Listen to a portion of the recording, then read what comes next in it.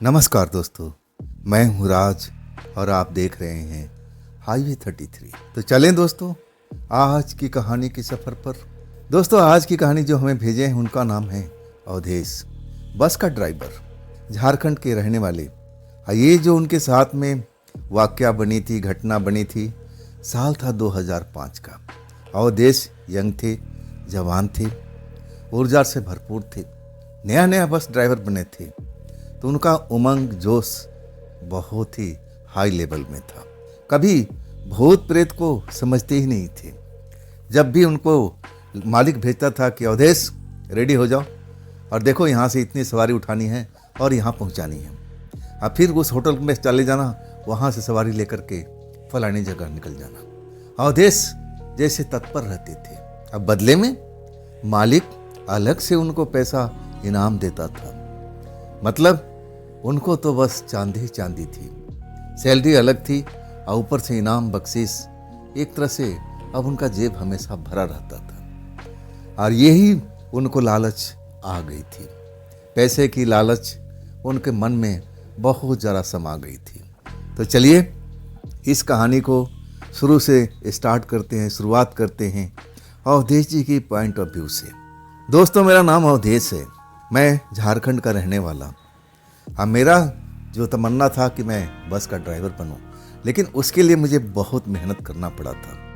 मैं पहले बस का कंडक्टर बनता हूं, एक तरह से मैं ड्राइवर जो भी होता उसका असिस्टेंट बनता हूं, और फिर कड़ी मेहनत से मैं जा कर के तब बस का ड्राइवर बनता हूं। और तब मुझे इतना खुशी मिली थी, मुझे लगा कि मैं अपनी मंजिल पा लिया हूँ, मुझे नौकरी मिलती है। एक ऐसा जो कंपनी थी जिसमें टूर ट्रेवल का काम होता। कंपनी करना तो बेकार है, उसमें 7-8 बसें थी, कुछ अन्य कार भी थी, टैक्सी थी। मुझे उसी जगह पर वो बस की नौकरी मिली थी। मेरा जो काम था लोगों को गंतव्य पहुंचाना। कई बार बस लबालब भरी होती थी, कोई सीट खाली नहीं होता था, और कई बार ऐसा होता था कि आधा बस भी होती थी। कई बार दोनों तरफ का किराया मिलता था, दोनों तरफ की सवारी होती थी, और कई बार एक साइड का ही होता था। मुझे तो एक साइड में फ़ायदा होता था। जब मैं सवारी को उतार देता था और फिर हमें अपने मंजिल की तरफ आना होता था, अपने ऑफिस की तरफ अगली सवारी ले जाने के लिए। वो दूसरी जगह की ना जाने कहाँ कहाँ की मिलने वाली थी। लेकिन उन दरमियान जब हम खाली बस लेकर चलते ना, तो हमें तो लालच था पैसे की, पैसा कमाने की, और वो लालच हम छोड़ नहीं पाते थे। ज़्यादातर मैं सवारी को बिठा लेता था। बस जो थी मेरी अब पूरा भर तो नहीं पाती, लेकिन मेरे जेब जरूर भर जाता था। ऐसा मैं करता था, सवारी को सामने रोक देता था, उनसे पूछता था कि आपको कहाँ जाना है, आओ हमारे बस में बैठो, हम कम किराया लेंगे। सवारी हमारे पास बस में आके बैठ जाती थी और वो पैसा अपने मालिक को हम देते नहीं थे, वो हमारी जेब में आता था। इसमें हमारी अच्छी खासी कमाई हो जाती थी। हम मालिक जो अलग इनाम देता था उसकी तो बात ही अलग थी। मैं पैसे कमाने की धुन में बहुत ज़्यादा लालची हो गया था। अगर मुझे लालच नहीं होता तो शायद वो घटना मेरे साथ में कभी घटती भी नहीं। उस घटना का शुरुआत लालच की वजह से हुआ था। ये कैसे ही मैं कुछ लोगों को ले जाता हूँ, वो एक ही साइड का किराया देते हैं कि हमें तो वहाँ छोड़ दो, और उसके बाद हम तो अब ना जाने कितना टाइम लगेगा। घूमने फिरने वाले लोग थे, मंदिर का दर्शन करना चाहते थे, और हमारा मालिक अब कोई ऐसा काम छोड़ता ही नहीं था। बुक हो गई थी हमारी बसें और उस रात हम लेकर निकल पड़े थे। हमारे ऑफिस से मात्र 2.5-3 घंटे का सफ़र था। हाँ, हम जब उनको छोड़ के आते हैं ना, तो रात का करीब 9 बज चुका था। ऐसा नहीं था कि पूरा अब रोड सुनसान हो गई हो। जिस हाईवे पर मैं चल रहा था उसमें हमेशा कुछ न कुछ चलती रहती थी, वो कभी रुकती नहीं थी। ऐसा ही हाईवे था। मैं लालची था ना, सवारी का मैं टो लेने लगा, चलने लगा। लेकिन आज सवारी मुझे कोई देख नहीं रही थी। इक्का दुक्का कहीं खड़ी नजर आती थी तो मैं सोचने लगा कि नहीं, 1-2 सवारी लेकर कोई फायदा नहीं है। मुझे तो जहाँ पर लगेगा कि हाँ झुंड में सवारी है, तभी मैं बस रोकूंगा, उसी में मुझे फायदा है। 1-2 सवारी मैं बिठाना नहीं चाहता था। लालच मन में भर गई थी और मैं विवश हो गया था पैसा कमाने के लिए। ऐसा पैसे की भूख होती है। आखिरकार जब मैं आगे की तरफ निकलने लगता हूँ, यानी अपने शहर की तरफ, अपने ऑफिस की तरफ, लेकिन अभी कम से कम 2.5 से 3 घंटे की सफ़र जर्नी मुझे करनी थी, और तब जाकर के मैं अपने शहर में पहुंच सकता था। तो रात तो अपनी थी, सवारी दिख नहीं रही थी। धीरे धीरे अब रात बढ़ती जा रही थी। मैं कई जगह पर जहाँ पान का दुकान था वहाँ पर रुक जाता था खाम खा करके। जहाँ स्टैंड होता था लोगों को, अब हो सकता है कि यहाँ पर सवारी मुझे मिल जाए, लेकिन उस रात मुझे कोई सवारी मिल ही नहीं रही थी। मेरा मन व्याकुल होता। मैं चाय की दुकान पर रुक जाता, वहाँ चाय पीने लगता, सवारी को टोल में रहता, लेकिन सवारी नज़र आ ही नहीं रही थी। एक दो नज़र आते थे, अब मैं एक दो सवारी को बिठाना पसंद करता ही नहीं था। मैं चाहता था कि कोई ग्रुप में मिल जाए, 10-5 सवारी इकट्ठे मिल जाए, तो उसका आनंद ही अलग था। उसमें मुँहमांगा भी पैसा मिल जाता था कई बार।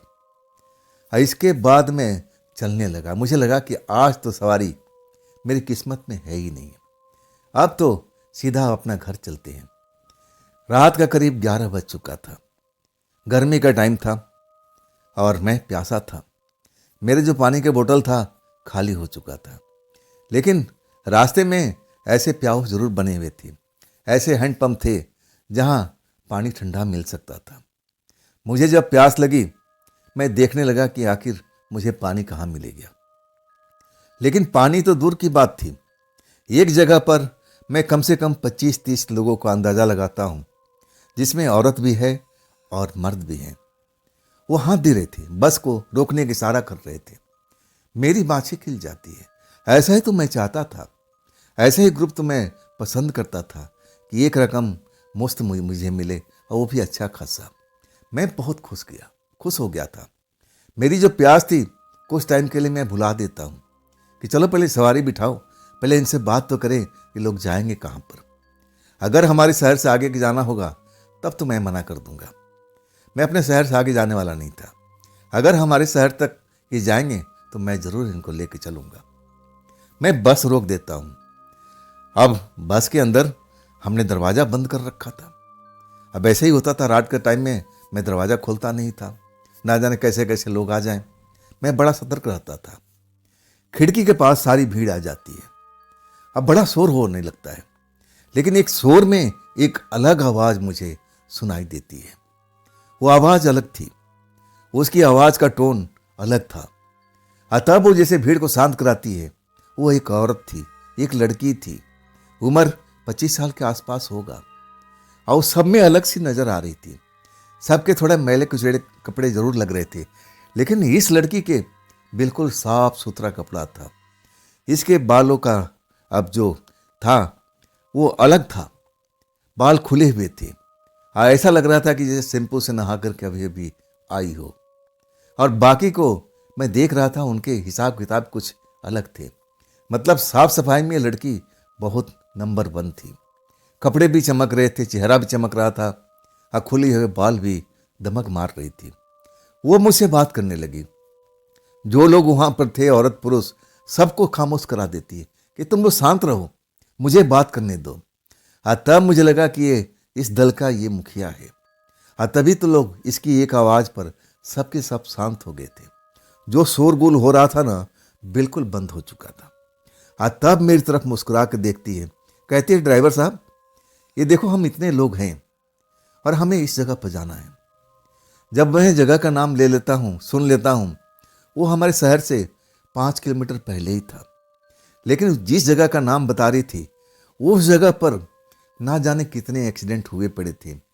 और वहाँ पर ऐसा भी शोर अब हुआ करता था, कभी कभी मेरे कानों में आवाज़ भी कई बार ड्राइवर भाइयों ने बताया कि देखो वो जो जगह है ना, रात के लिए सही नहीं है, वहाँ पर आत्माएं भटकती रहती हैं। और मैं आज तक किसी आत्मा को देखा नहीं था। फिल्म तो बहुत सारी भूतिया देखना पसंद करता था। मुझे भी लगता था कि शायद आत्माएं होती हैं, जैसा फिल्म में मैं देखा करता था। लेकिन अभी तक किसी आत्मा को मैंने दर्शन नहीं किया था, ना किसी भूतनी को मैं देखा नहीं था।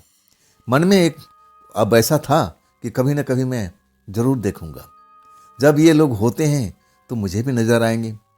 लेकिन अभी तक मैंने कभी किसी प्रेतात्मा को देखा नहीं था। और मैं जब सुनता हूँ कि हाँ वहाँ पर जाएंगे, तब मैं अपने रेट बढ़ा देता हूँ। ये उनको बताता नहीं हूँ कि उस जगह पर जहाँ आप जाने बात कर रही हो वो पूरा एरिया भूतों से भरा हुआ है। हाईवे से अलग 3 किलोमीटर अंदर जाना था। और वो जो जगह थी, हमारे ड्राइवर दोस्त जो बताया करते थे कि नहीं नहीं बाबा, रात के टाइम में उस सड़क पर जाना ठीक नहीं होता है, और ख़ास करके रात को, अंधेरी रात को वहाँ पर आत्माएं भटकती रहती हैं, ना जाने किस रूप में हो, तुम पहचान भी नहीं पाओगे, हम पहचान सकते हैं। तब मैं थोड़ा सा अपना पैसा बढ़ा दिया था। मतलब जैसे मुझे सपोज करो कि 500 रुपये लेना है, तो मैं सीधा रेट डबल कर देता हूँ कि नहीं, मुझे 1000 रुपये चाहिए। जैसे मैं बोलता हूँ ना, वो जो लड़की है जरा भी झिझकती नहीं है, कहती है ठीक है, लेकिन शर्त यही है कि हमें उस जगह तक छोड़ देना जहाँ पर हम जाना है। अब देखो हमारे साथ में बूढ़े भी हैं, कई तो ऐसे हैं जो सही ढंग से चल भी नहीं पाते। बाकी में मुझे देख करके एहसास होता है, तब पैसे की खनक ऐसी होती है, पैसे की खनक में सब कुछ मैं भूल जाता हूँ। मैं लालची जो बन गया था। मैं कहता हूँ ठीक है जी, मैं आपको उसी जगह पर छोड़ दूंगा, लेकिन ज़्यादा देर तक मैं वहाँ बस नहीं रोकूंगा। लड़की हंस के कहने लगी, अरे आप बस रोकोगे और हम सारे के सारे उतर जाएंगे, हमें आपका बस का क्या करना है। मैं बहुत खुश हो गया। मैं कहने लगा कि देखिए जी, रात का टाइम है और मैं रात को टाइम में एडवांस पैसा लेता हूँ। लड़की देरी नहीं करती है, 1000 रुपये जैसे सपोज मुझे हाथ में पकड़ा देती है, कहती है कि ये रहा आपका एडवांस, अब तो हम बैठ सकते हैं ना। अब क्या था, मैं गेट जाके खोलता हूँ। गेट में बोला ना, हमेशा अंदर से लॉक रखता था। हाँ, जब कंडक्टर कोई हो तब तो बात अलग थी, लेकिन ये जो मालिक थे ना, ये कंडक्टर तो रखते नहीं थे। उनको लगता था कि सब ड्राइवर ही कर लेगा, सब अगर पंचर हुआ तो सब पहिया चेंज कर लेगा। अब एक तरह से डबल काम हमें करना पड़ता था, लेकिन पैसे की खनक थी ना, लालच में अंधे हो गए थे, वो काम भी हम कर लेते थे। हमें कंडक्टर की आवश्यकता ही नहीं होती थी। जा कर के मैं गेट खोलता हूँ और तब जा कर के सारी सवारी एक एक करके चढ़नी शुरू हो जाती है। आखिरकार में वो लड़की चढ़ती है। उसका रंग रूप उनसे बहुत अलग हट करके था। इतनी सादगी से भरी हुई थी, लेकिन चमक रही थी। कपड़ा लत्ता पहनने का सलीका, और सबसे बड़ा उसको बालों का स्टाइल। मैं भी शादीशुदा नहीं था। मेरे मन में भी कई तरह के सपने चलते थे कि मेरी पत्नी, होने वाली पत्नी ऐसी होनी चाहिए। ऐसे ही मैं कल्पना करता था, और उस लड़की को देखते ही मुझे मेरे मन में उमंग जागने लगी। एक बातचीत का ढंग उसका अलग था। अब इतने लोग को, अब टीम लीडर बनी हुई थी, तो कोई विशेष बात तो थी ना, इतने लोगों को हैंडल कर रही थी, तो मैं उस पर आकर्षित तो मन ही मन हो गया था।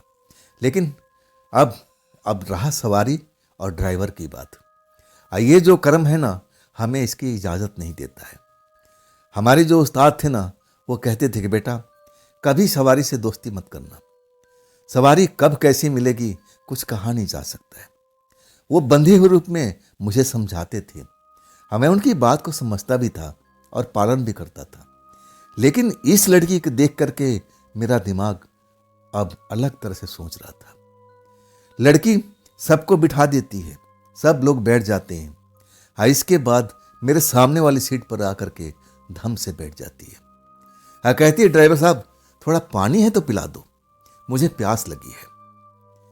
मैं अगर होता तो पानी जरूर देता। तब उस लड़के को कहता हूँ कि नहीं जी, मेरे पास में पानी नहीं है, पानी तो मैं खुद प्यासा हूँ, और मैं सोच रहा था कि अब आगे में कोई जगह प्याऊ नजर आए तो वहाँ पर बोतलें भर लूँगा और पानी भी पी लूँगा, चलिए आगे देखते हैं। तब लड़की कहती नहीं, हमारे दल में किसी के पास ना पानी जरूर होगा।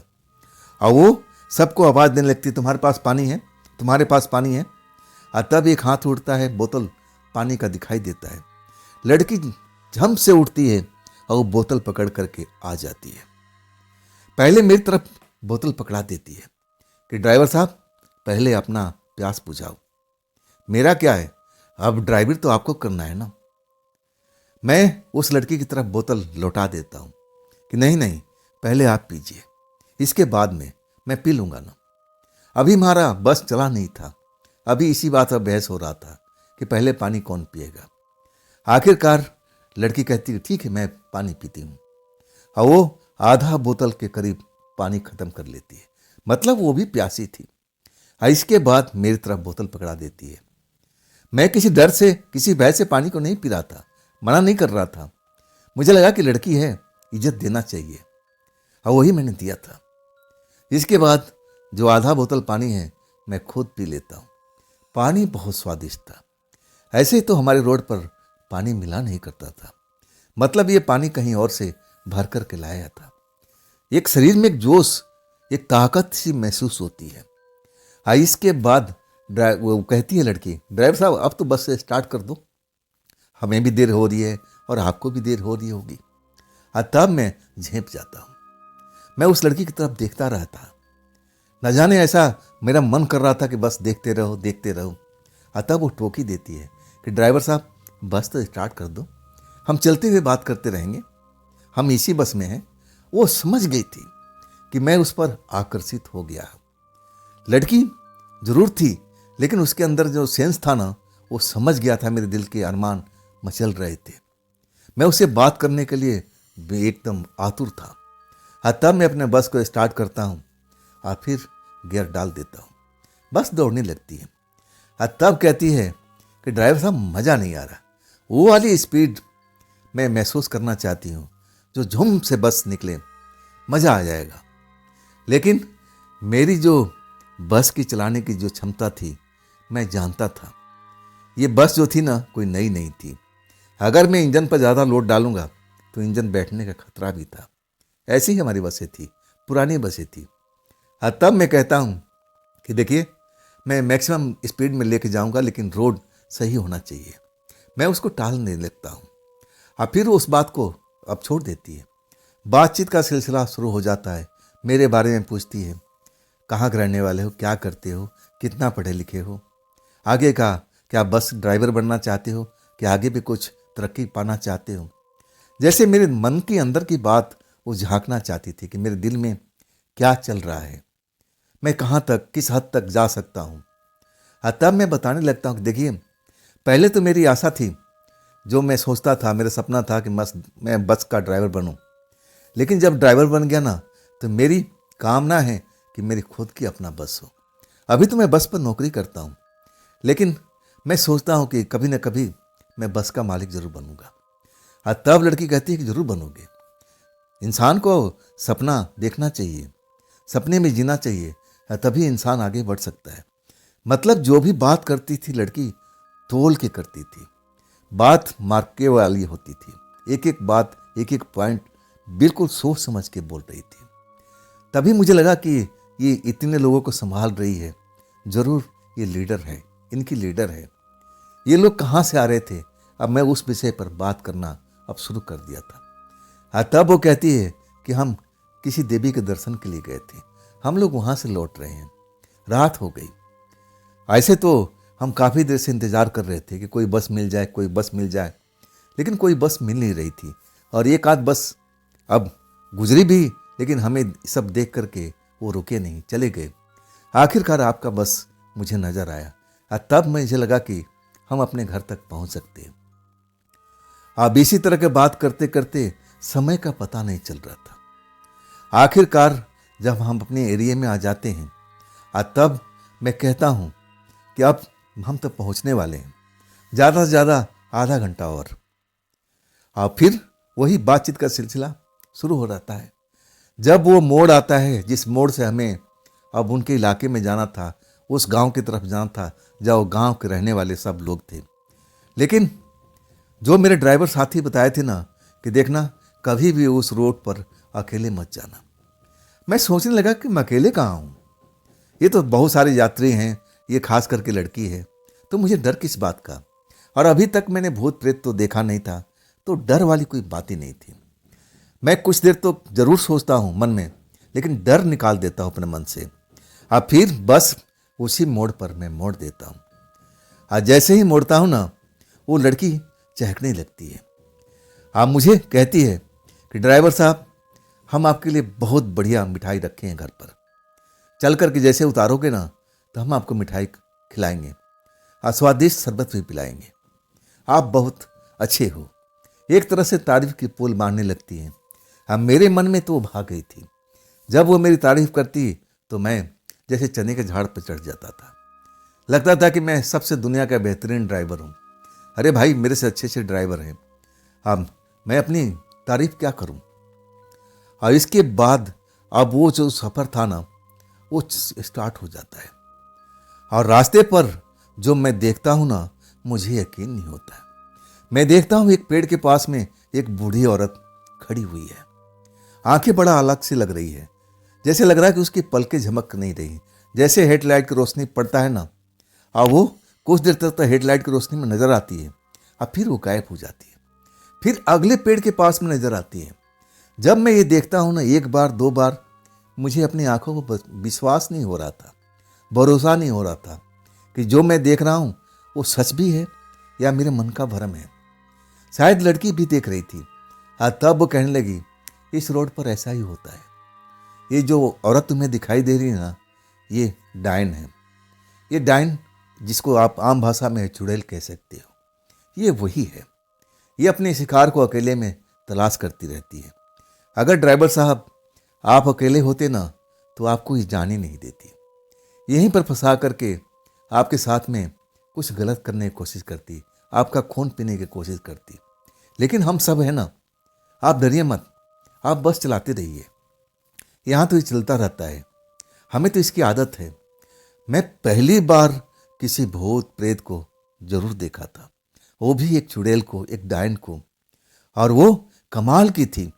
एक पेड़ से दूसरे पेड़ के पास कैसे पहुंच जाती थी, एकदम जैसे हवा में तैर रही हो। वो तो मुझे दिखाई भी नहीं देती। और तब मैं पहली बार डरा था। हाथ कांपने लगे थे स्टीयरिंग पर। और तब वो लड़की मेरी साहस बढ़ाती है, अरे ड्राइवर साहब, आप बस मत रोक दीजिएगा, ये जगह ऐसी है, आपको तो भी पता होगा, आप बस बेफिक्र चलते रहिए। जब तक हम लोग इस बस के अंदर बैठे हैं ना, आपको कोई छू भी नहीं पाएगा। जैसे वो चैलेंज कर रही थी, जैसे वो वहाँ का रानी हो और बाकी तो सब उनकी प्रजा हो। ऐसी थी वो, लीडर की तरह दिखती थी। बोलने का अंदाज, बड़ी बड़ी आंखें, आवाज़ भी मिश्री से घुली हुई थी, मीठी बोली। मैं तो बहुत प्रभावित था, लेकिन उस टाइम मुझे बहुत डर लग रहा था। मैंने जो सोचा था कि ऐसा मेरे साथ में कभी नहीं होगा, मैं कभी आत्माओं को देख नहीं पाऊंगा, ये सब मनगढ़ंत फिल्म वाले बनाते हैं, मैं उन पर भरोसा नहीं कर सकता। और लेकिन जब मैं देखता हूँ ना, तब मेरा भरोसा अब एक तरह से बैठने लगता है, टूटने लगता है कि ना, जो मैंने सोचा था वो गलत है। ये होती हैं, तभी तो मुझे नजर आ रही है। इस लड़की कहना था कि अगर हम बस में नहीं होते ना, ये तुम्हें जाने भी नहीं देती, तुम्हें पकड़ कर तुम्हारा खून पी लेती। मैं और डर गया था। मैं सोचने लगा कि मैं वापसी कैसे आऊंगा, अब तो मैं फंस गया हूं। और तब मैं अपने दिमाग को झटकता हूं और फिर कहता हूं उस औरत से, उस लड़की से, कि देखिए, इधर से तो आप अब मेरे साथ में चल रही हैं, लेकिन उधर से क्या होगा। और तब वो खिलखिला के हंसने लगी, अरे चलिए ना ड्राइवर साहब, चलिए तो सही, इसका भी मेरे पास में इंतजाम है, सब इंतजाम कर दूंगी, आपको डरने की जरूरत नहीं है। हंसने लगी, जैसे भूत प्रेत से उसको बिल्कुल डर लगता ही नहीं हो, उसके लिए तो रोज की बातें हों। मैं कहने लगा, कैसी बात करती हैं, उधर से क्या आप मेरे को छोड़ने के लिए आएंगी। और तब कहती है कि नहीं, मैं नहीं आऊंगी, ये लोग आएंगे। जैसे ही पलट करके मैं सवारियों को पीछे बैठे देखता हूं, मेरे तो दिमाग सुन्न हो जाता है, ब्रेक लग जाता है। मैं बस को रोक देता हूं, हाथ पैर कांपने लगता है। और जो देखता हूं, मेरी आंखों पर, अपनी आंखों पर मुझे विश्वास नहीं हो रहा था। मैं थर थर कांपने लगा। मैं स्टीयरिंग जरूर पकड़े हुआ हूं, लेकिन ऐसा लग रहा है कि स्टीयरिंग भी हिल रही है। और लड़की खिलखिला के हंस रही है, जैसे लग रहा है कि बहुत सारा उसको खुशियां मिल चुकी है। जो मैं देखता हूं, जिस इंसान को अपने सामने सीटों पर बैठते हुए देखा था, इंसान के रूप में, औरत भी थे, मर्द भी थे, और कुछ उसमें लंगड़ा भी थे जो सही ढंग से चल नहीं पा रहे थे। और वो, उनकी शक्लें सब बदल गई है। उसी बूढ़ी औरत की तरह जो चुड़ैल लग रही थी वैसे ही उनकी आंखें हो चुकी है। सब के सब अपनी बड़ी बड़ी आंखों से मेरी तरफ घूर रहे हैं। मैं कांप के रह गया था। इतना डरावना पल मेरी जिंदगी में कभी नहीं आया था। लेकिन वो लड़की को परवाह नहीं था। वो लड़की उनकी तरह नहीं थी, बिल्कुल आम इंसान की तरह, जैसे कोई आम लड़की होती है वैसी अभी तक थी। कोई उसके चेहरे पर, उसके बदन में कोई बदलाव नहीं था। बिल्कुल जैसा मैंने देखा था शुरू से, अभी भी उसी तरह मुझे दिख रही थी। हंसते जा रही थी, हंसते जा रही थी, जैसे उसको देख करके, मुझे डरे हुए देख करके उसको बहुत मजा आ रहा है। और मैं कांप जाता हूं, कहता हूं ये सब क्या है, ये सब क्या है। तब कहती है, यही लोग आपकी रक्षा करेंगे, आप चिंता मत करो, आप चलो तो सही, हम सब इंतजाम कर देंगे। लेकिन अब मैं कैसे बस चलाऊं? बाहर देखता हूं तो वही बूढ़ी औरत मेरे बस के सामने खड़ी हुई दिखाई देती है। वैसे ही इसकी आंखें हैं जैसे बस में बैठे सवारियों की थी।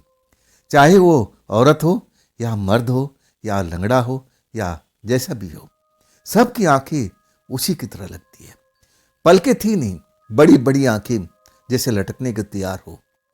चेहरा एकदम अलग सा हुआ पड़ा था, डरावना चेहरा जैसा लगने लगा था। सबका वही हाल था।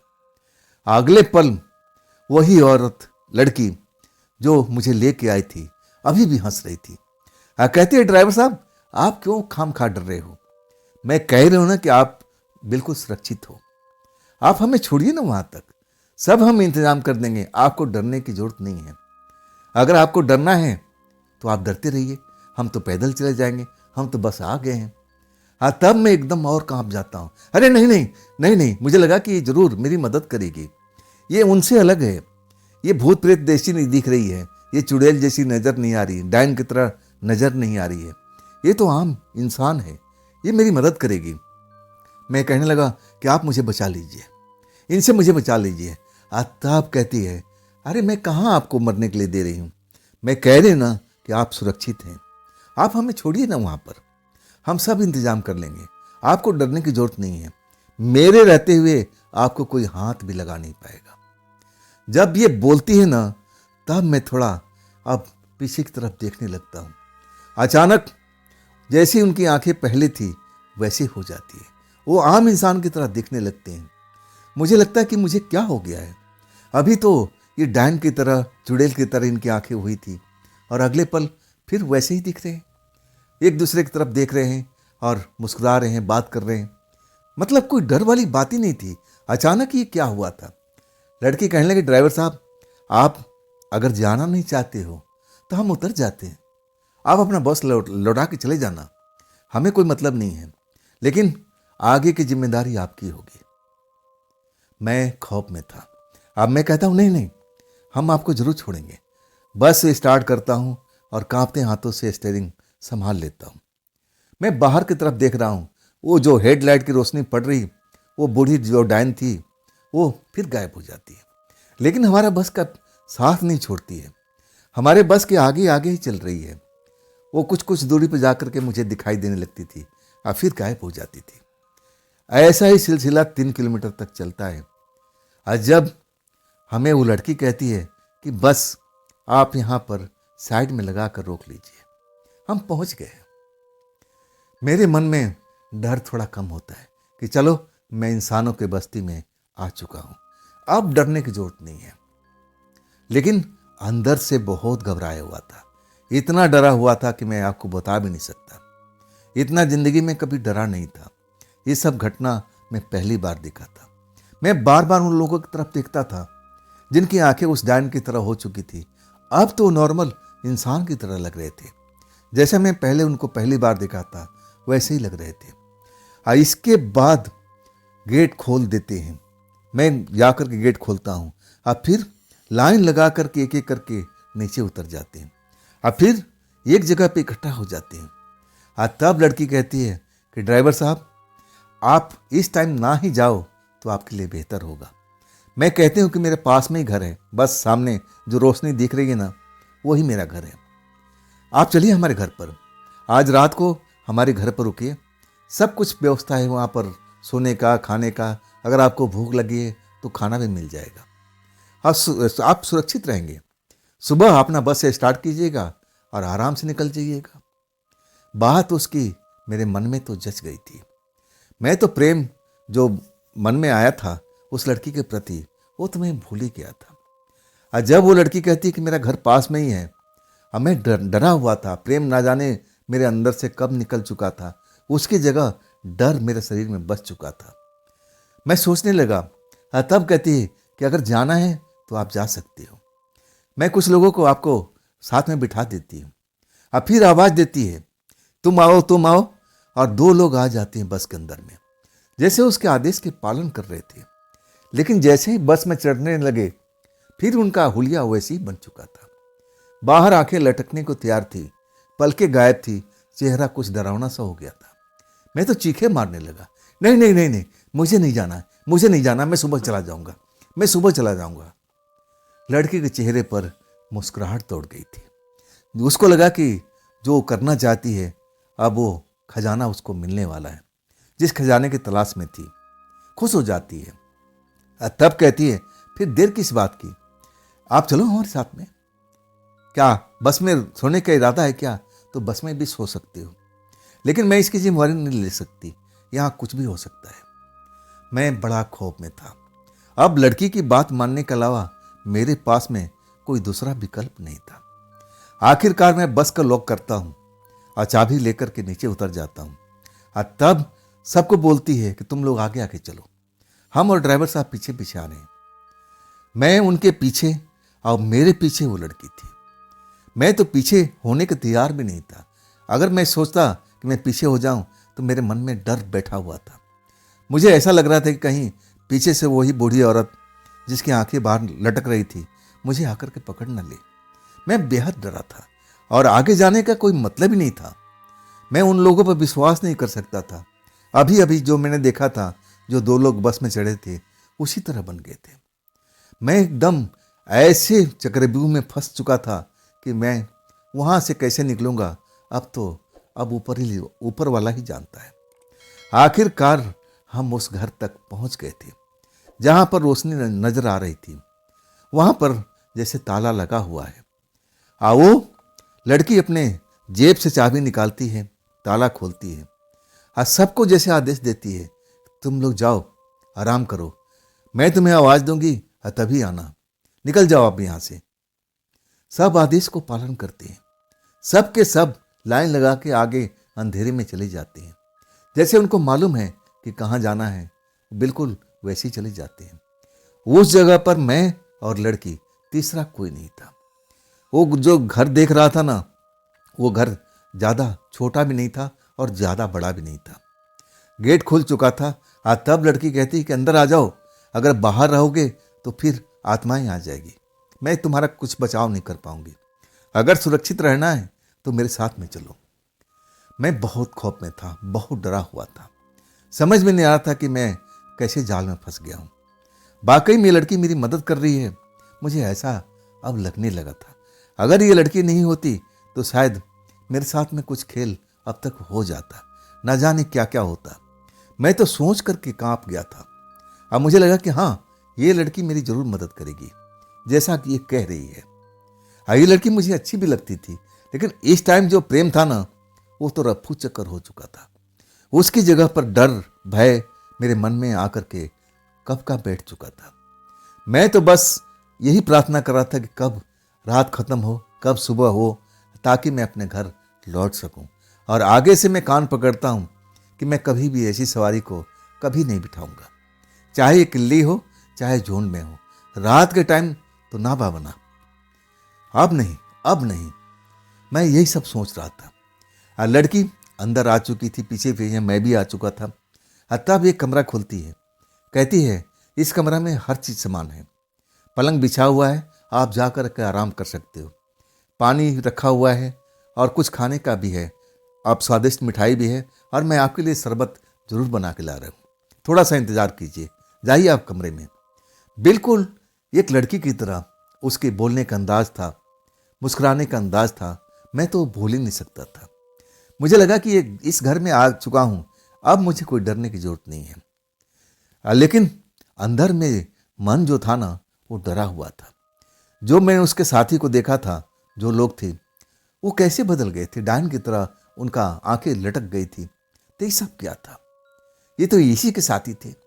मैं तो बहुत, मेरे मन में जिज्ञासा थी, सवाल था कि मैं पूछूं कि आपके साथी के साथ ऐसा क्यों हुआ था, मुझे ऐसा क्यों दिखाई दिया था, लेकिन मैं पूछ नहीं पाया था। खैर, मैं भी उसका आदेश का पालन करता हूँ। वो गैंग लीडर की तरफ जैसे उन लोगों के हैंडल कर रही थी और मुझे भी ऐसे ही आदेश देने लगी थी। आप जाओ कमरे में, मैं कुछ ही देर में शरबत बना के आती हूँ। रात भी ज़्यादा हो चुकी है, हमें सोना भी चाहिए। लेकिन 2 मिनट के अंदर मैं आपको जो शरबत की मैं बात बोली थी, मैं लेके आती हूँ। मैं कमरे में दाखिल होता, देखता हूँ कि एकदम दुधिया रोशनी वहाँ पर फैली हुई है। बिल्कुल एक एक चीज़ साफ साफ नज़र आ रहा है। और तब मैं देखता हूँ पलंग पर बिस्तर भी है, तकिया भी है, और सामने देखता हूँ तो कुछ तस्वीर भी टंगी हुई है। लेकिन तस्वीर सिर्फ आंखें आंखें नजर आ रही थी, ना तो उसमें कोई चेहरा था, ना कोई शक्ल था, सिर्फ आंखें आंखें, छोटी आंखें, बड़ी आंखें, ऐसे ही 4 तस्वीर मुझे दीवार पर पेंटिंग के रूप में नजर आती है। और कुछ आंखें तो ऐसा लग रहा था कि जैसे मुझे घूर रही हो, जैसे मुझे घूर रही हो। मैं डर गया उस टाइम में। और उसी टाइम लड़की दाखिल होती है अपने हाथ में बड़ा सा गिलास लेकर के, और कहती है, ड्राइवर साहब ये शरबत पी लो, सब डर आपका निकल जाएगा। ये ताकत है इसमें, बहुत पीने में भी आपको बहुत स्वादिष्ट लगेगा।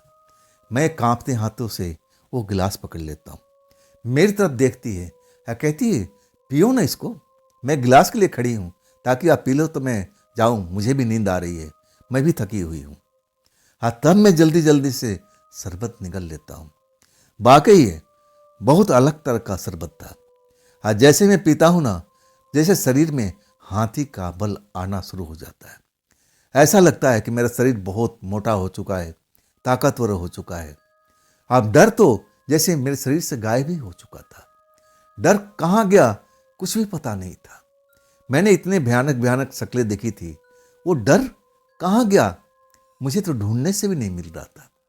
हाँ, जैसे ही मैं ग्लास पकड़ाता हूँ, लड़की मुस्कुरा के कहती है, बताओ शरबत का स्वाद कैसा था?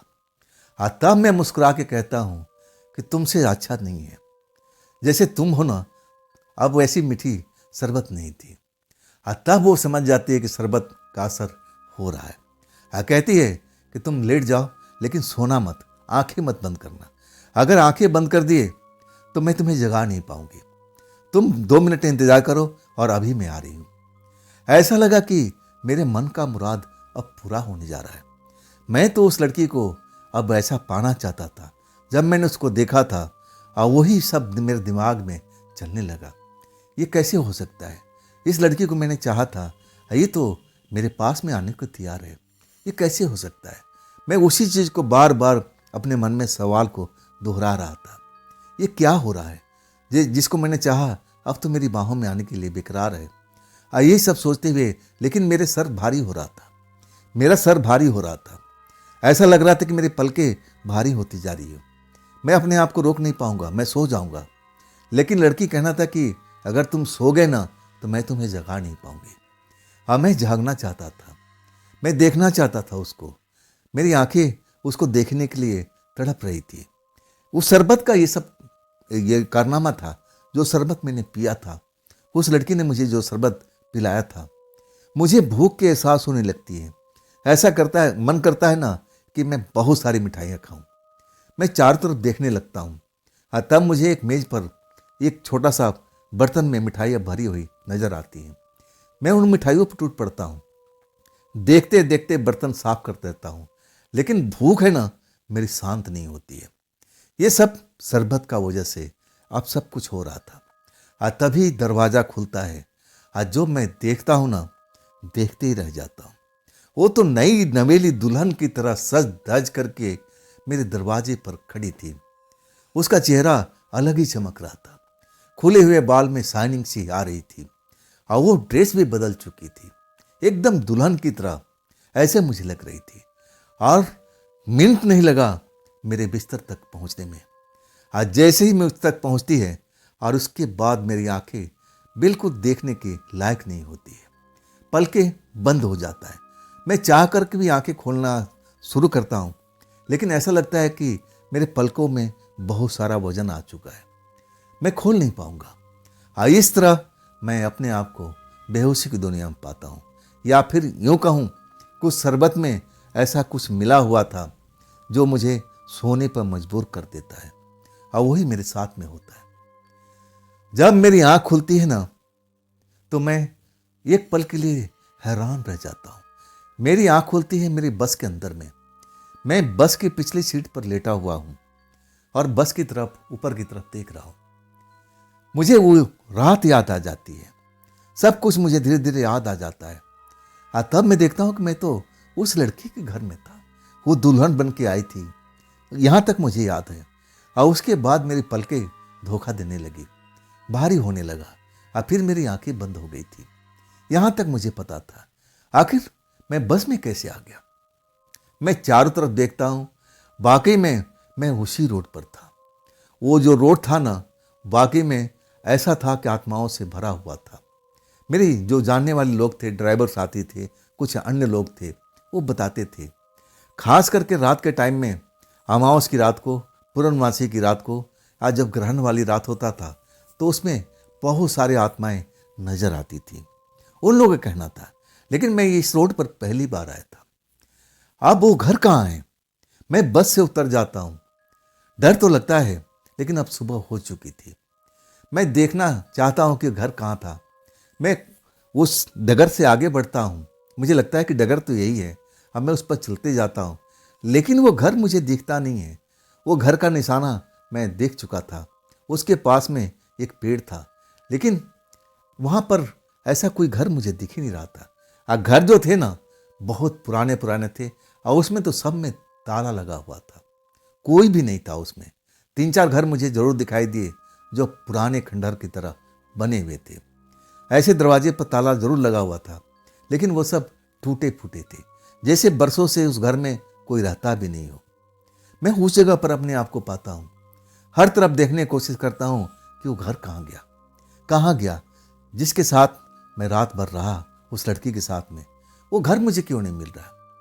मैं पागलों की तरह उस घर को तलाश कर रहा था। तभी कोई साइकिल सवार मुझे देख लेता है, कहता है, भैया इधर आना, जरा इधर आना।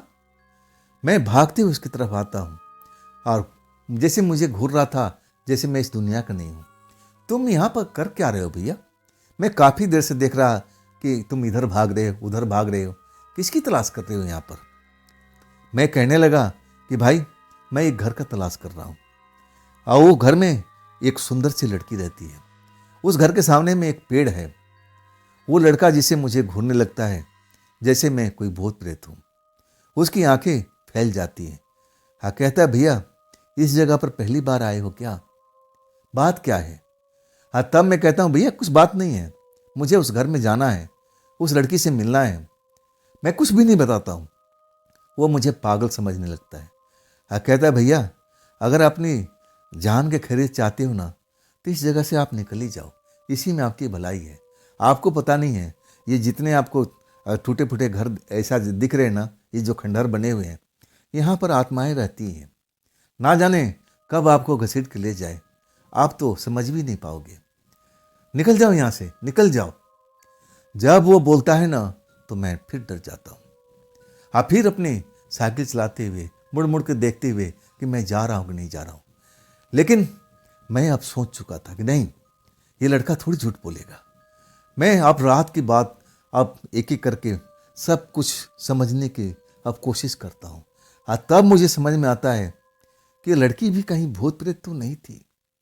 मेरे मन में एक सिहरन सी दौड़ जाती है। क्या मैं एक भूत लड़की के साथ में रात बिताया था, वो भी उसके घर में? घर कहाँ गया? मेरे दिल की धड़कन बढ़ जाती है। तब मैं वहाँ से दौड़ता हूँ, और फिर उस रोड पर आता हूँ जहाँ मेरी बस खड़ी हुई है। बस में सवार होकर के आज जल्दी से अब बैक करता हूँ, और फिर तेजी से अपने ऑफिस की तरफ में। शुक्र था कि ऑफिस अभी खुला नहीं था। अगर खुल जाता तो चपरासी या जो भी लोग थे वो जान जाते कि मैं भी आ रहा हूँ। मुझे तो रात में ही आ जाना चाहिए था। मैं जाकर के अपने बस को खड़ा करता हूँ और वहाँ पर तख्त आगे लगी हुई थी और उस तख्त पर सो जाता हूँ। थका हुआ था, डरा हुआ था, कब मुझे नींद आ जाती है मुझे पता ही नहीं चलता है। और जब मैं सपने में होता हूँ तो मैं उसी जगह पर पहुँच जाता हूँ, वही घर में, उसी घर में वो लड़की मुझे घूर रही है। बड़ी बड़ी उसकी आंखें चमकती हुई नजर आ रही है।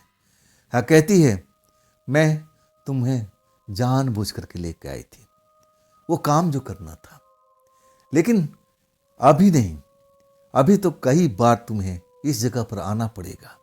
और मेरी आंखें खोल देता हूँ, डर जाता हूँ, जैसे मुझे वो सामने खड़ी हुई कह रही हो कि अभी मेरा पूरा काम हुआ नहीं है, तुम्हें तो कई बार इस जगह पर आना पड़ेगा।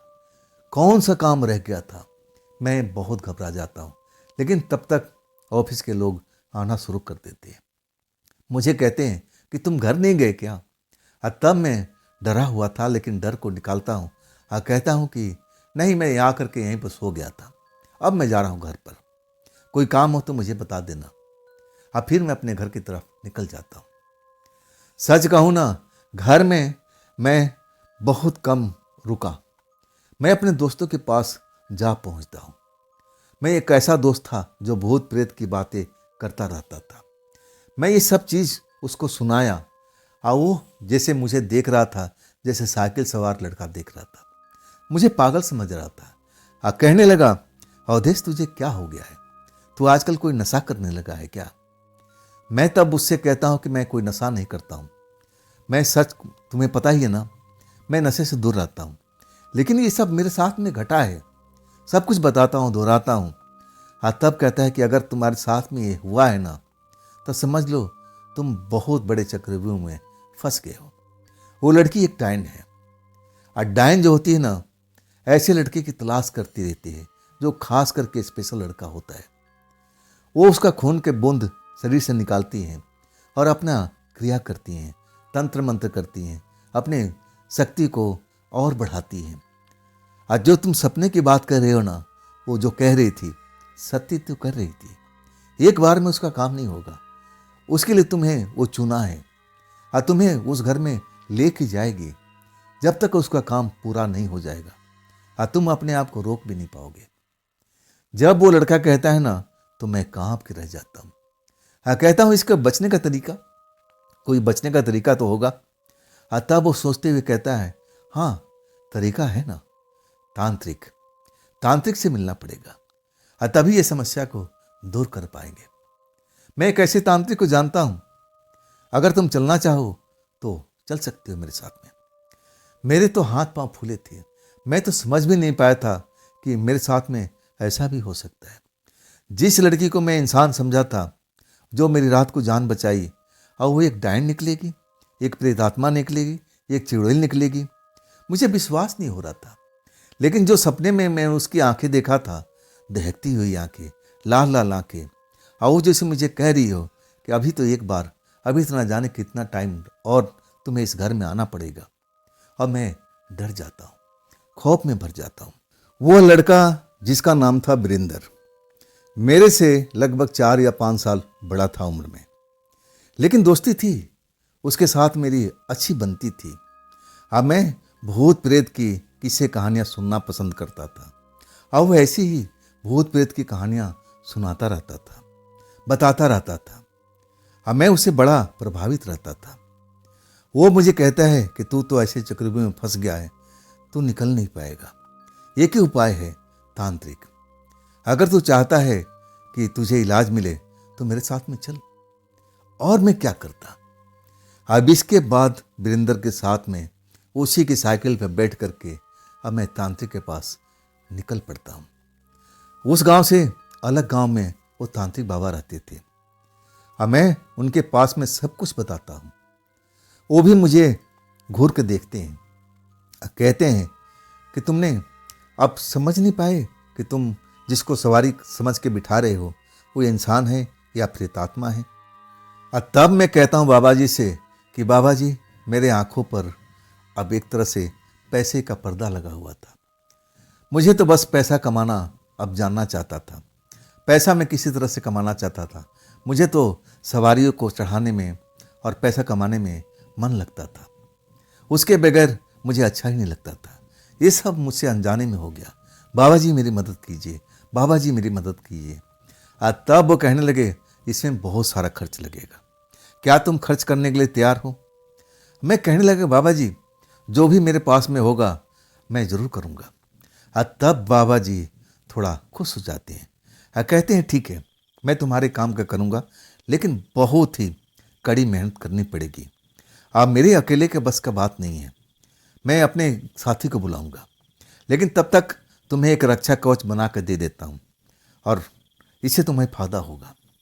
वो बुरे सपने तुम्हें जो दिखाती है, तुम्हें धमकाती है, वो बंद हो जाएगा और वो तुम्हारे पास में बिल्कुल फटक भी नहीं पाएगी। अगर तुम्हें ले जाना चाहती है तब भी तुम्हारे पास में नहीं आ सकती। इससे तुम्हें फायदा होगा।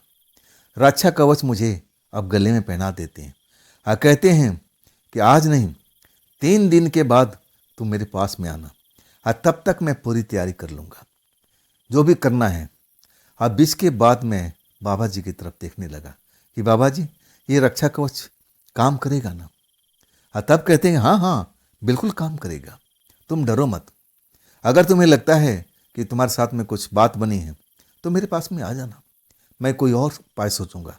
लेकिन इस काम को मैं करने में, सामान की तैयारी करने में 3 दिन का वक्त जरूर लगेगा। इतना आसान काम नहीं है उसे टक्कर लेना। वो भी एक शक्तिशाली प्रेत आत्मा है, ना जाने तुम्हारे साथ में क्या खेल खेल रही है। लेकिन मैं जितना समझ पा रहा हूँ वो तुम्हारे खून की बूंदे चाहिए, शरीर के कुछ बूंदे चाहिए। वो जो आत्मा होती है ना, डायन की आत्मा, अपने शरीर की ताकत बढ़ाती है और तुम जैसे इंसानों को, लड़कों को वो पसंद करती है, चूज करती है और फिर अपनी ताकत बढ़ाती रहती है। अब तो तुम फंस गए हो। बाबा जी मुझे डरा दिए थे, लेकिन मैं तो पहले से डरा हुआ था। मैं कहने लगा बाबा जी अब मैं जा सकता हूँ, ये रक्षा कवच काम करेगा ना? तब कहते हाँ 3 दिन के बाद तुम्हें आना इस जगह पर, तब जाकर के शाम के टाइम में हम पूजा पाठ करेंगे और तुम्हारा रहना आवश्यक है।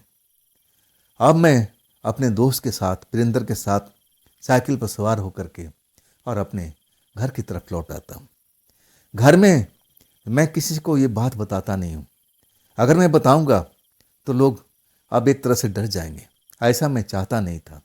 मैं अपने माँ का हालत जानता था, वो बिल्कुल डर जाएगी, घबरा जाएगी, परिवार के लोग और भी डर जाएंगे। ये सब मैं चाहता नहीं था। मुझे लगा कि अब क्या है, अब तो रक्षा कवच मिल चुकी है, अब तो जो भी है हमारे साथ में कुछ खेल नहीं खेल सकती है। ना जाने वो क्या मुझसे चाहती है, मैं तो कुछ समझ भी नहीं पाया था। और ऐसा मेरे शरीर पर कोई निशान भी नहीं था जहाँ से बाबा जी के कह रहे थे कि कोई मेरे शरीर से रक्त की बूंदें निकालेगी और फिर वो ना जाने क्या बीती करेगी। लेकिन मुझे अपने शरीर में कोई ऐसा कट का निशान, कुछ ऐसा कुछ मेरी समझ से बाहर था। कहीं पर भी मैं अपने पूरा शरीर को देख लिया था, लेकिन कहीं भी कट का निशान नहीं था। मैं थोड़ा अब शांत हो चुका था। वो रक्षा कवच की वजह से मुझे लगा कि ये तो ज़रूर काम करेगी। अभी पहला ही रात था। पहले ही रात को अब मैं अपने कमरे में सो जाता हूँ, खाना पीना थोड़ा बहुत हल्का फुल्का खा करके। और डर में जो इंसान होता है ना, उसको खाना तो बिल्कुल पसंद नहीं आता है, लेकिन ऊर्जा तो चाहिए शरीर में।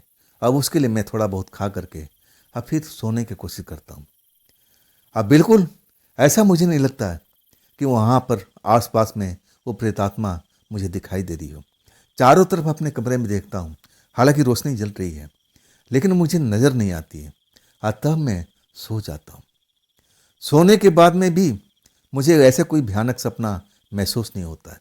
एक बार मेरी आँख खुलती है, मुझे बाथरूम जाना होता है और तब तक आधी रात हो चुकी थी।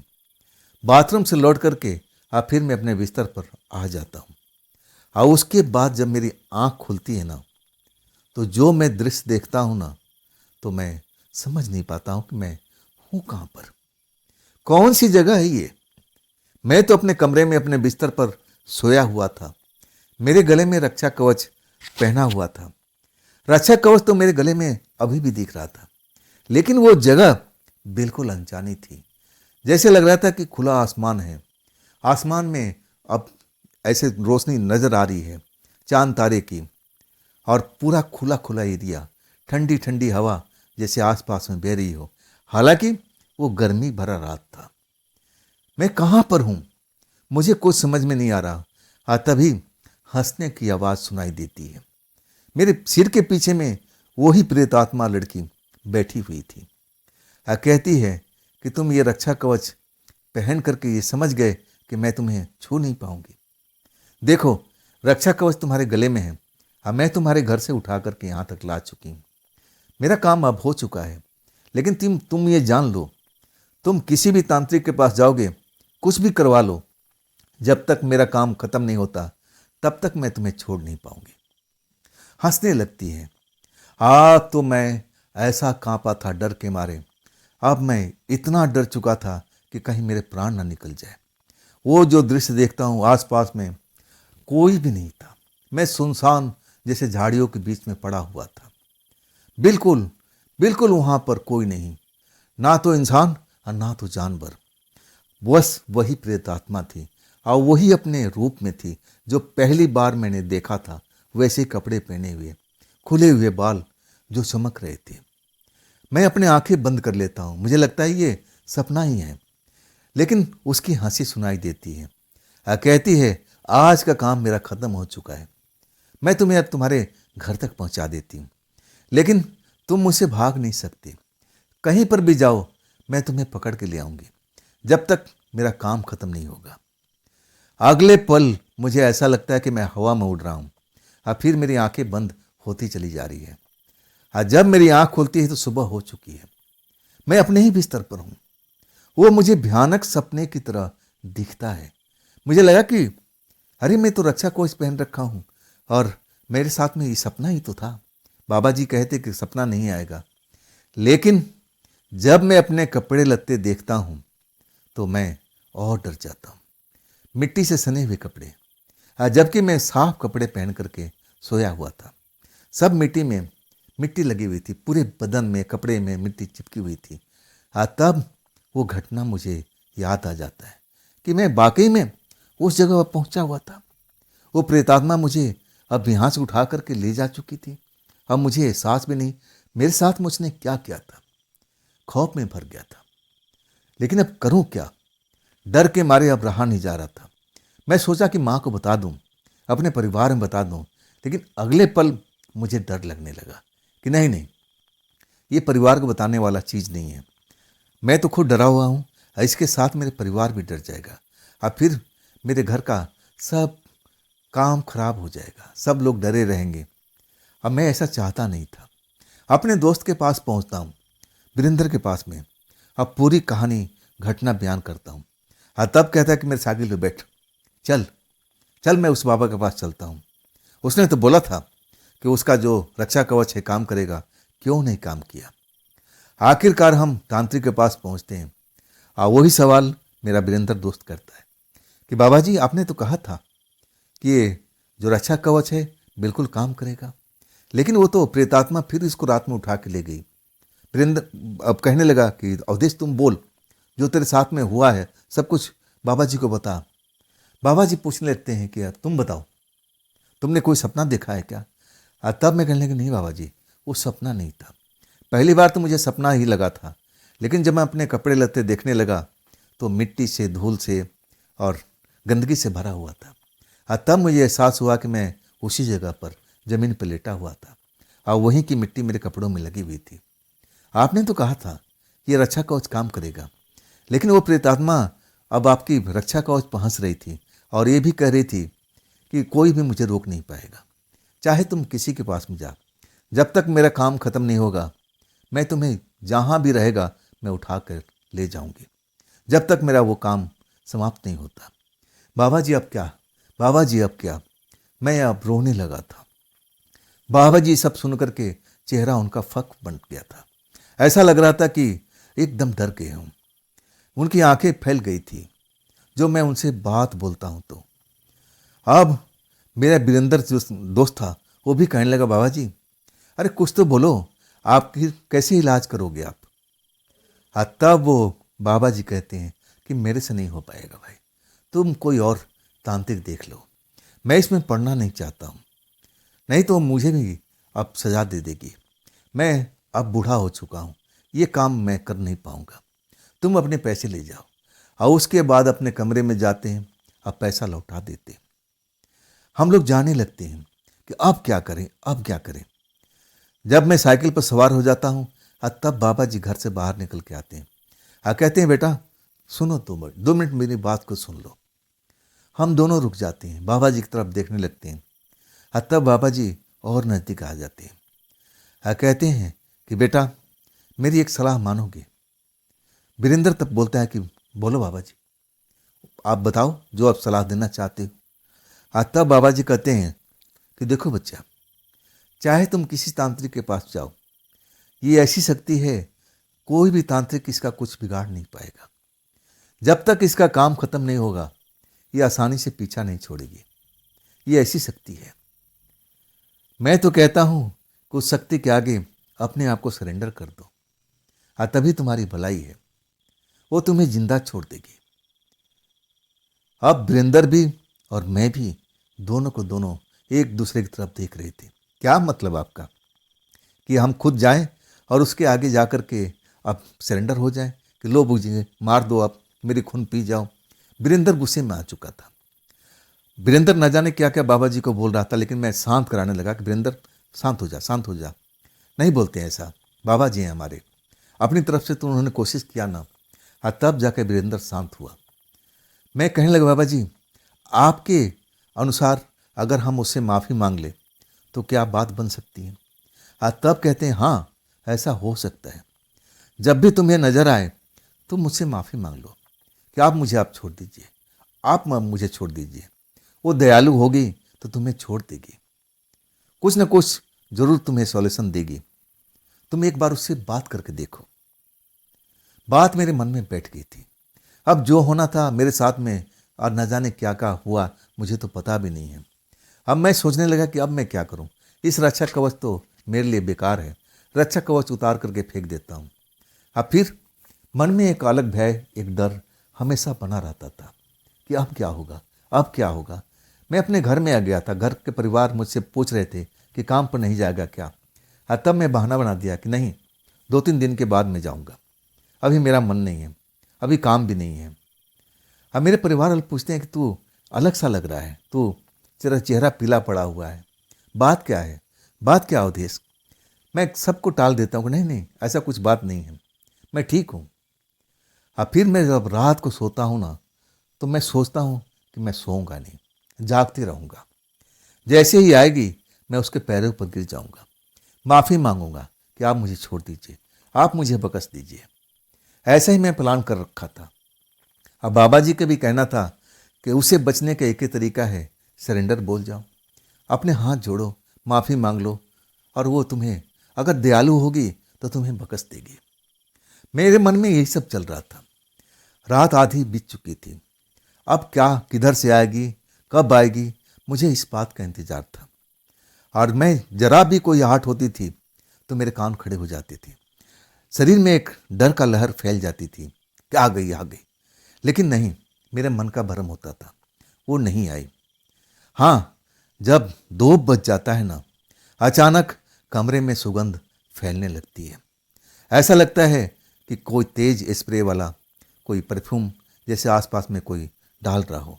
ऐसा खुशबू का एहसास होता है, जैसे लगता है कि मेरे सर के पीछे कोई आकर के खड़ा हो गया। मैं अपने पलंग से पीछे मुड़ के देखता हूँ, वही मुस्कुराता हुआ चेहरा उसी लड़की का दिखाई देता है। अगले पल मैं पलंग से छलांग मारता हूँ, उसकी पैरों पर पड़ जाता हूँ, रोने लगता हूँ कि मुझे माफ़ कर दीजिए, मुझे माफ़ कर दीजिए। मैं गरीब आदमी हूँ, मैं बस चलाता हूँ, आपको पता ही है। मेरे पास में अब यही तो एक काम है, इसी से हमारा घर की रोजी रोटी चलती है। आपने पूछा था ना कि क्या करते हो, मैं आपसे कोई झूठ नहीं बोला था। यही मेरा घर है, यही मेरा परिवार है, मेरे बल पर ही सब कुछ, अब सब कुछ चल रहा है। अगर मेरे साथ में कुछ हो गया तो मेरे परिवार वाले घुट घुट के मर जाएंगे। मुझे तो बख्श दीजिए, मुझे आज़ाद कर दीजिए। लड़की खिलखिला के हंसने लगती है। कहती है, ऐसे कैसे, ऐसे कैसे मैं तुम्हें छोड़ दूँ? क्या तुम्हें बस नहीं खरीदना है, नया बस नहीं चाहिए? मैं उसकी तरफ आंखें फाड़ फाड़ के देखने लगता हूँ। क्या मतलब है? मैं तो चाहता हूँ कि आप मुझे बकस बकस दीजिए, मेरी जान को छोड़ दीजिए। लेकिन वो लड़की कह रही थी, ऐसे कैसे? क्या तुम्हें सपना नहीं देखना है? बस का मालिक नहीं बनना है? मैं तो देख करके हैरान रह गया। और उससे मुझे उस टाइम डर भी नहीं लग रहा था। डर तो मेरा सारा अब एकदम निकल चुका था। न जाने ऐसा क्या हुआ था, जब से वो जैसे स्प्रे का गंध मुझे नाकों में लगा, और उसी टाइम से डर एकदम गायब हो चुका था। मैं कहने लगा, देखिए ये संभव नहीं है, ये मैं सपना देखा करता था। ऐसे मेरे पास में इतना, मैं धनवान होता तो मैं ड्राइवरी की नौकरी करता, खुद अपने लिए बस खरीदता, अपने परिवार को देखता। मैं तो बहुत गरीब इंसान हूँ, बस मैं सपना देखा करता था। और तब मेरे पलंग पर आके बैठ जाती है, और मुझे भी कहती है, बगल में आके बैठो, मैं तुमसे बात करना चाहती हूँ। मैं देख रही हूँ कि तुम काफ़ी डर चुके हो, तुम्हें तो बिल्कुल डरना नहीं है। मैं कहने लगा कि मैं कैसे मानूं कि आप मुझे मारोगे नहीं, मुझे जिंदा छोड़ दोगी। और तब कहती है कि मेरी बात पर यकीन करो, मैं तुम्हें मारूंगी नहीं। मारना होता तो मैं क्या तुम्हें छोड़ देती? हाँ, तुम्हारी ज़रूरत है मुझे, तुम्हारी कुछ बूंदे मैं जरूर शरीर से निकालती हूँ, लेकिन तुम्हारा सेहत पर उसका कोई असर नहीं पड़ता। मैं अब ये नहीं बता सकती कि ये बूंदे, खून के बूंदे किस लिए चाहिए, ये सब बात छोड़ दो। लेकिन मैं तुम्हारा सपना पूरा करना चाहती हूँ। मैं चाहती हूँ कि तुम बस का मालिक बनो। मैं ऐसा कुछ करना चाहती हूँ, तुम भी मेरा साथ दो और मैं भी तुम्हारा साथ दूंगी। मुझे तुम्हें डरने की आवश्यकता नहीं है। जब वो बात कहती ना, मुझे यकीन नहीं होता कि ऐसा भी हो सकता है। और तब वो कहती, हाँ ऐसा हो सकता है, जब तुम मेरा साथ दोगे, तुम मुझसे डरोगे नहीं, तुम तांत्रिक के पास भागोगे नहीं। तो मैं तुम्हें यकीन दिलाती हूँ कि आने वाले साल के अंदर में मैं तुम्हें बस का मालिक बना दूंगी। देखना। मैं उसकी बात पर यकीन तो नहीं कर रहा था, लेकिन मैं उससे बच के जा भी कहाँ सकता था। और तब मैं कहता हूँ कि मेरे को कुछ होगा तो नहीं ना, मैं अकेला घर में कमाने वाला हूँ। और तब हंस के कहती कि नहीं, कुछ भी नहीं होगा तुम्हारे साथ में, मेरा काम खत्म हो जाएगा और इसके बाद मैं अलग और तुम अलग। समझ रहे हो ना? लेकिन मेरा इस टाइम तुम सहयोग देना पड़ेगा। मुझे तुम्हारी ज़रूरत है। जो तुम करोगे ना, अपने लिए करोगे, मेरे लिए नहीं। लेकिन अभी उसमें टाइम है। अभी मुझे तुम्हारे शरीर के कुछ बूंदे चाहिए हर रोज, और जब तक वो बूंदे मुझे नहीं मिलेगी, मेरा काम अधूरा रहेगा। लड़की कुछ भी नहीं बताती है कि मेरे शरीर का जो रक्त के बूंदे उसको क्यों चाहिए। वो कुछ भी नहीं बताती है। अब मैं एक दो बार जरूर पूछा था, लेकिन मैं फिर खामोश हो गया था। वो मुझे लालच दिया था कि देखना, अगर तुम सहयोग करोगे तो आने वाले साल में मैं तुम्हें बस का मालिक बना दूंगी। आखिरकार मेरे पास में कोई विकल्प नहीं था। मैं अपने आप को हार मान लेता हूँ और कहता हूँ कि ठीक है, जैसा आप चाहो, बस मेरी जान की कृपा बनी रहे, बाकी मुझे कोई एतराज नहीं है। हाँ, उसके बाद लड़की के चेहरे पर मुस्कुराहट दौड़ जाती है। अगले पल एक खुशबू फैलने लगता है, और फिर मेरी आंखें की पलकें भारी भारी होने लगती है, और फिर मुझे कुछ होश नहीं रहता है। और ये सिलसिला मेरे साथ में महीनों दिन तक चलता रहा था। हाँ, इसके बाद वो एक तरह से मेरे पास में आना ही छोड़ दिया, भूल गई उसने जो वादा किया था मेरे साथ में। हाँ, मैं तो बड़ा खुश था कि चलो मेरी जान बच गई, अब वो मेरे पास में नहीं आ रही है। आखिरकार मैं अपने काम पर लौट चुका था। हाँ, ये बातें मुझे बहुत डराती थी। मैं अब बस में अकेले सफ़र, अब मैंने ड्राइवरी नहीं करता था। मैं अपने मालिक को बोला था कि मुझे एक कंडक्टर चाहिए, अगर लंबी दूरी पर जाना है तो मुझे ज़रूर चाहिए। आखिरकार मुझे एक कंडक्टर दे दिया गया था। हाँ, मैं बड़ा खुश था। हाँ, इस तरह करते करते साल कब बीत गया मुझे पता ही नहीं चला। मैं वो नौकरी छोड़ देता हूँ, मैं कोई और नौकरी पकड़ लेता हूँ, बस ड्राइवरी का ही। और उस नौकरी में मुझे तनख्वाह भी अब ज़्यादा हो गई थी। हाँ, मैं अब सोचने में लगा हुआ था कि चलो इससे तो बेहतर ये वाली नौकरी है, इसमें मेरी कमाई है। और वो मैं लालच भूल चुका था, सवारी बिठाने वाला। मैं अब तो बिल्कुल कान पकड़ लिया था कि मैं कभी भी सवारी नहीं बिठाऊंगा। लेकिन उस बस का एक्सीडेंट हो जाता है मेरे से ही। ऐसा लगता है कि मैं बस लेके जा रहा था रात को, कंडक्टर भी बैठा हुआ है। अचानक कंडक्टर चिल्लाता है, भैया बस रोको, ब्रेक लगाओ, ब्रेक लगाओ। और जब तक ब्रेक लगाता तब तक देर हो चुकी थी। मैं जो देखा था ना, एक पल के लिए मुझे लगा कि सामने में बहुत बड़ा आदमी खड़ा है जिसकी आंखें लाल लाल है। और वही चीज मेरा कंडक्टर भी देखा था।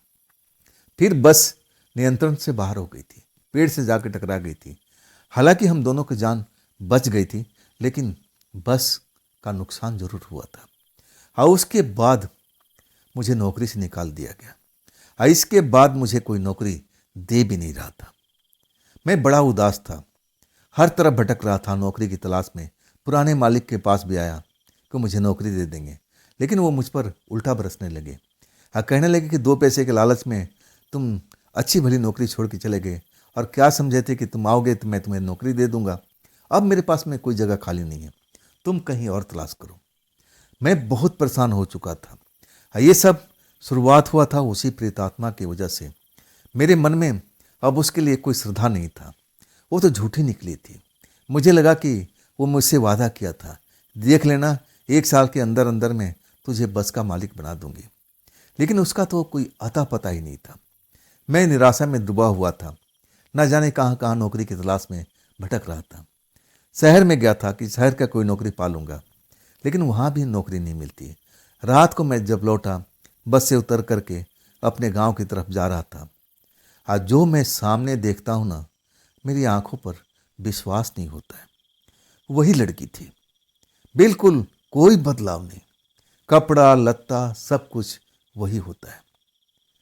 उसके हाथों में एक सूटकेस ऐसा होता है, और वो मुझे देख करके आवाज देती है, मेरा नाम लेकर के, अवधेश अवधेश, मैं तुम्हें ढूंढ रही थी, देखो मैं तुम्हें पा लिया ना।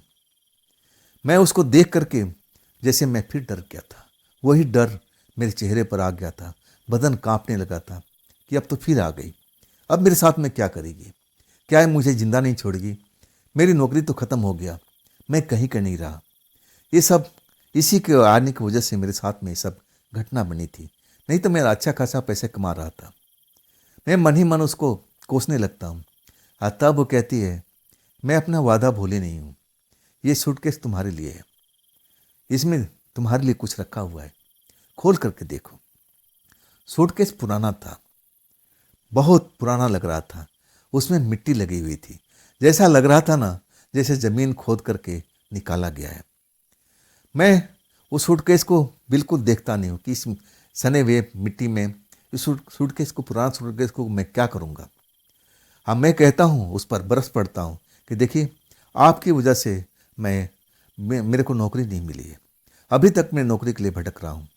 आप तो मुझे भूल गई, आप तो मुझे बस का मालिक बनाना चाहती थी। मैं अपने दिल के भड़ास निकालने लगता हूँ। तब जब मैं आंखें, 1 सेकंड के लिए मेरी आंखें बंद होती हैं, और जब मैं आंखें खोल करके अब फिर देखता हूँ तो लड़की गायब। सूटकेस मेरे पैरों के पास में पड़ा हुआ था। मैं चारों तरफ देखने लगता हूँ कि आखिर गई तो कहाँ गई, इतनी जल्दी कहाँ जा सकती है, लेकिन वो गायब हो चुकी थी। आखिरकार मैं सूटकेस उठाता हूँ, और एक बार मन तो करता है कि इसको दूर फेंक दूँ। ये पुराना सूटकेस मैं ले जाकर क्या करूँगा, लेकिन एक बार मेरा मन करता है कि उसको खोल लूँ। लेकिन खोलूँ कैसे? उसमें तो लॉक लगा हुआ था, ताला बंद था। मैं कोशिश तो किया, और तब मैं सोचा कि चलो घर पर वहाँ कोई ना कोई जुगाड़ लगा के खोलूँगा और देखूँगा कि ये इसके अंदर में है क्या। आखिरकार घर में लौटता हूँ। परिवार वाले मुझे देख कहते हैं, ये सूटकेस किसका है? हाँ, तब मैं कहता हूँ कि दोस्त का था। तब कहते हैं, ये इतना गंदा क्यों है, मिट्टी में सना हुआ, जैसे मिट्टी से निकाला हुआ है। मैं कहने लगा, हाँ ऐसे ही गिर गया था, ये मेरे दोस्त का है, कल आकर ले जाएगा। मैं टाल देता हूँ। इसके बाद अपने कमरे में जाता हूँ और ताला खोलने की कोशिश करता हूँ। अब बहुत मेहनत लगता है, तब जा कर के दोनों ताला खोल पाता हूँ। जैसे ही खोलता हूँ ना, मेरी आंखें चौंधिया जाती है। उसमें सोने के खालिस जेवर थे, और वो भी बहुत सारा। जब मैं देखता हूँ तो मैं अपनी आंखों पर विश्वास नहीं कर पाता हूँ कि ये नकली तो नहीं है। लेकिन मेरी पारखी नज़र पहचान जाती है कि नहीं, ये नकली नहीं है, ये असली है। अगर मैं इनको बेचूंगा तो वाकई में नया बस तो नहीं, लेकिन पुराना बस तो जरूर खरीद सकूंगा। मैं खुश हो जाता हूँ। और आखिरकार उस प्रेतात्मा ने अपने वादा को पूरा किया था। हाँ, वही करता हूँ। वो जेवर को बेचने के बाद में मैं पुराना बस खरीद लेता हूँ, एक मालिक बन जाता हूँ और कुछ भी पैसा जो बचता है अपने घर बार में लगा देता हूँ। और आज मैं उसी बस से मैं 2 बस बना चुका हूँ। तो दोस्तों, ये थी आज की कहानी अवधेश जी की भेजी हुई। दोस्तों, ये कहानी आपको कैसी लगी कमेंट में ज़रूर बताइएगा। अगर आपके पास भी ऐसी कोई कहानी है, कोई घटना है, कोई अपनी आप बीती है, तो आप मुझे ज़रूर शेयर कीजिएगा। मेरे व्हाट्सएप नंबर पर, मेरी मेल आईडी पर। ये भी चैनल आप ही का है, तो इसको भी अपना प्यार दीजिए, लाइक कीजिए, सब्सक्राइब कीजिए, अपने दोस्तों को शेयर कीजिए और हाई वाले बटन को ज़रूर दबाइएगा। तो दोस्तों, कल मिलते हैं इसी चैनल पर, इसी टाइम पर। आप लोग अपना ख्याल रखिएगा। नमस्कार।